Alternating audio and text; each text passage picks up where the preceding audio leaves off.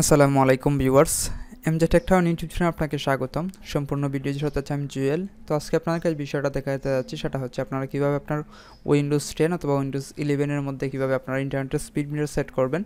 তো এর আগেও আমি একটা ভিডিও তৈরি করেছিলাম যেখানে দেখিয়েছিলাম উইন্ডোজ 10 মধ্যে কীভাবে আপনারা ইন্টারনেটের স্পিড মিটার সেট করবেন। তো সেক্ষেত্রে এটা উইন্ডোজ 11 মধ্যে কাজ করতো না, যে কারণে আমি এখানে আজকে এমন একটা সফটওয়্যার দেখাচ্ছি যেটা সম্পূর্ণ ফ্রি এবং এটা উইন্ডোজ 10 এবং উইন্ডোজ 11 দুটাতেই কাজ করবে। তো চলুন কথা না বলে মূল ভিডিওতে যাওয়া যাক কীভাবে আপনারা এটা সেট করবেন। তো মূল ভিডিওতে যাওয়ার আগে একটি নোট, আপনি যেমন ইউটিউব চ্যানেলের মধ্যে নতুন দর্শক হয়ে থাকেন তাহলে আশা করি আমার ইউটিউব চ্যানেলটি সাবস্ক্রাইব করে পাশে থাকবেন, অথবা আপনি যদি আমার ফেসবুক পেজ থেকে ভিডিওটা দেখে থাকেন তাহলে আশা করি আমার ফেসবুকের পেজটা ফলো করে রাখবেন। তাহলে চলুন শুরু করা যাক।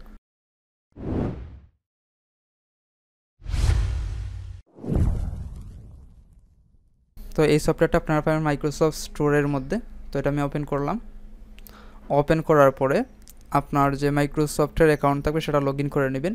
লগ ইন করার পর এখানে সার্চ করবেন নেট স্পিড মিটার।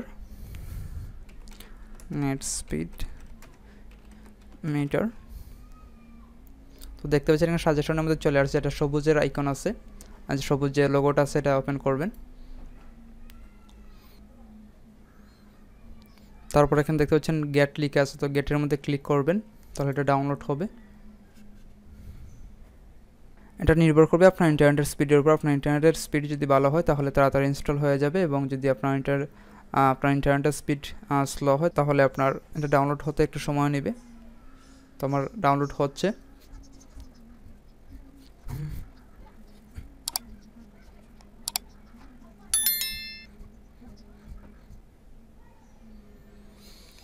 তো আমার ইনস্টল অলরেডি হয়ে গেছে। ইনস্টল হওয়ার পর এটা আমি এখন ওপেন করব। তো ওপেনের মধ্যে আমি ক্লিক করব এবং মাইক্রোসফট স্টোরটা ক্লোজ করে দিব। তো ওপেন করার পর এখানে দেখতে পাচ্ছি আমার যে স্পিডটা আছে সেটা এখানে দেখাচ্ছে, একটা উইন্ডো তৈরি হয়েছে।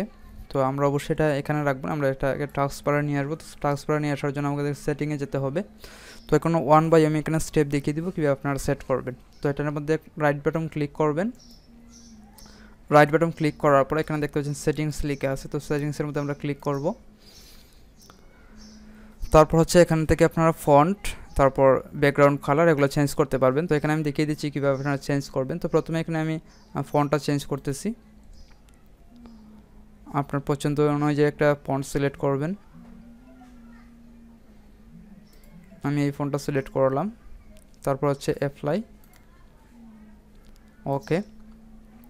তারপর এখান থেকে আপনারা চাইলে এখানের যে লেখার সাইজটা আছে সেই লেখার সাইজটা এখান থেকে ছোটো বড়ো করতে পারবেন। তো এটা আমি একটু ছোটো করতেছি। তারপর হচ্ছে এখান থেকে আপনারা এই যে লেখাটা সেটা বোল্ড করতে পারবেন। তো এখানে বোল্ডের মধ্যে যখন চেক মার্ক করবেন বা টিক মার্ক দিবেন তখন এটা বোল্ড হয়ে যাবে। দেখতে পাচ্ছেন এখানে বোল্ড হয়ে গেছে। তারপর হচ্ছে কালার অ্যান্ড থিম, এটার মধ্যে ক্লিক করবেন, এবং তাছাড়া এখান থেকে বিটস এবং বাইটস আপনি যে কোনো একটা সিলেক্ট করতে পারবেন। এই যে এখানে হচ্ছে বাইটস আর এটা হচ্ছে বিটস। তো এখানে আমি বাইটসটা সিলেক্ট করলাম। তারপর হচ্ছে আমি এখানে কালার অ্যান্ড থিমের মধ্যে যাব, সেখান থেকে আমি কাস্টমসে যাব। কাস্টমসে গেলাম। কাস্টমে যাওয়ার পর এখান থেকে এটার যে ব্যাকগ্রাউন্ড আছে চাইলে আপনি এখানে একটা ব্যাকগ্রাউন্ড কালার সেট করতে পারবেন। এখানে চেঞ্জের মধ্যে ক্লিক করবেন, তারপর আপনি যে কোনো একটা কালার সিলেক্ট করতে পারবেন। আমি এখানে এইটা দিলাম রেড, তারপর ওকে। তো এটা হচ্ছে রেড। তো আপনি চাইলে এখান থেকে যে কোনো একটা কালার সিলেক্ট করতে পারবেন, তো আপনি চাইলে এখান থেকে কালারটা রিমুভ করতে পারবেন। তো কালার রিমুভ করার জন্য এখানে সেট ট্রান্সফার এটার মধ্যে ক্লিক করবেন, তাহলে দেখবেন যে কালারটা রিমুভ হয়ে গেছে। তারপর হচ্ছে ডাউনলোড স্পিড আইকন কালার, এটার মধ্যে ক্লিক করবেন। তারপর আপনার যে কোনো একটা ইচ্ছা অনুযায়ী কালার সিলেক্ট করতে পারবেন। এখানে আমি এই কালারটা সিলেক্ট করলাম। এটা হচ্ছে এই যে থ্রি আইকন আছে এটা। তারপর হচ্ছে ডাউনলোড স্পিড আইকন কালার, এখান থেকে আপনি যে কোনো একটা কালার সিলেক্ট করতে পারেন। তো এগুলো হচ্ছে যে আইকন আছে থ্রি আইকন, এগুলোর কালার। তারপর হচ্ছে ডাউনলোড লেভেল আইকন কালার, এটা হচ্ছে এই যে টেক্সট আছে এটার কালারটা হচ্ছে এইটা। আমি যদি এখানে এইটা সিলেক্ট করি তাহলে দেখেন কালারটা চেঞ্জ হয়েছে। তারপর আমি এখান থেকে আবার এই কালারটাও চেঞ্জ করতে পারবো। তো দেখতে পাচ্ছেন এই কালারগুলো চেঞ্জ হয়ে গেছে।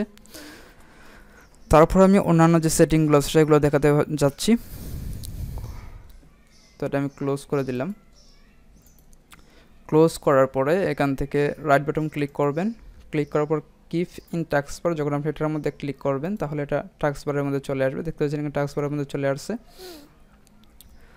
তারপর আবার এখান থেকে আমি আরও কিছু সেটিং দেখাচ্ছি, এটার মধ্যে ক্লিক করবেন। ক্লিক করার পর এখানে যে নেট স্পিড মিটার আছে এটার মধ্যে রাইট বাটন ক্লিক করবেন। তারপর হচ্ছে স্পিড রিফ্রেশ টাইম, আপনি চাইলে এখান থেকে প্রতি সেকেন্ডের রিফ্রেশ হবে এটা সিলেক্ট করতে পারবেন, অথবা আপনি চাইলে এখান থেকে চেঞ্জ করতে পারবেন, কমাতে এবং বাড়াতে পারবেন।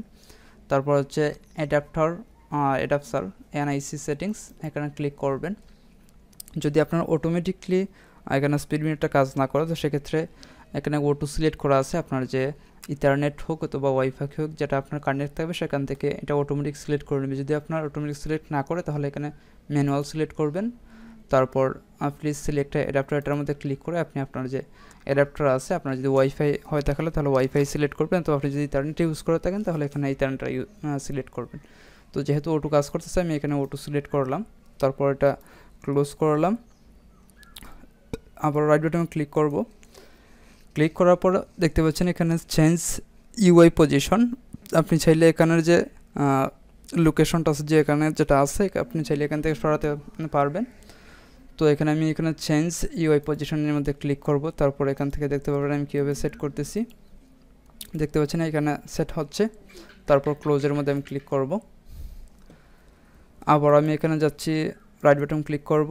তারপর হচ্ছে এখানে কিপ, তারপর হচ্ছে রিমেম্বার পজিশন, যখন আপনি আপনার পিসিটা রিস্টার্ট দিবেন বা পাওয়ার অন অফ করবেন, তারপর যখন আপনি এটা ক্লিক করবেন ইয়েস, এটা করার পরে আপনার পিসি যত বড়ই অন অফ করেন আপনি এখানে যে সিলেক্ট করছেন ঠিক এই জায়গাতে থাকবে।